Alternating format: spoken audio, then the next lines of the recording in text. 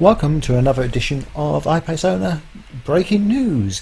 Yeah, so we've actually had some news about a new campaign, and credit for this campaign doesn't go to Jaguar, but it goes to a user on the iPace forums by the name of Terry60, who's been working tirelessly to work out which cars have been affected by a problem in production with the matrix headlights. And as he puts it here, he had a phone call from the dealer. JLR had aided by input from the forum, well, input by him, have deducted the cause of the problem. And it says basically sometime in spring a coding change occurred to the build configuration file, accidentally omitted the fact that the HSC has ADB, which is the adaptive headlights, as standard.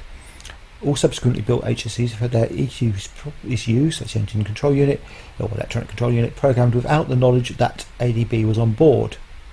So this explains why cars passed factory QC and were okay on dealers' OBD diagnostics, neither bothering to check the functionality of something that wasn't there. So later on, there's been a few bits more to and froing to try and get this fixed. And he says that he's just had an email from Avenue Tech that the auto light symbol now works, and he'll do a proper road test tonight.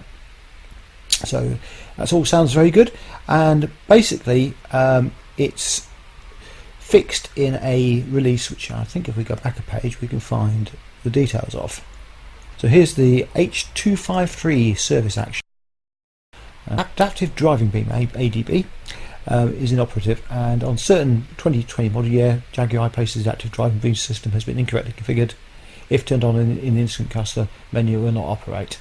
And it basically says this affects VIN range F80847 to F86226. So I'm guessing the dealers will be contacting you if you're in that VIN range, but if not, you might want to be proactive and contact them.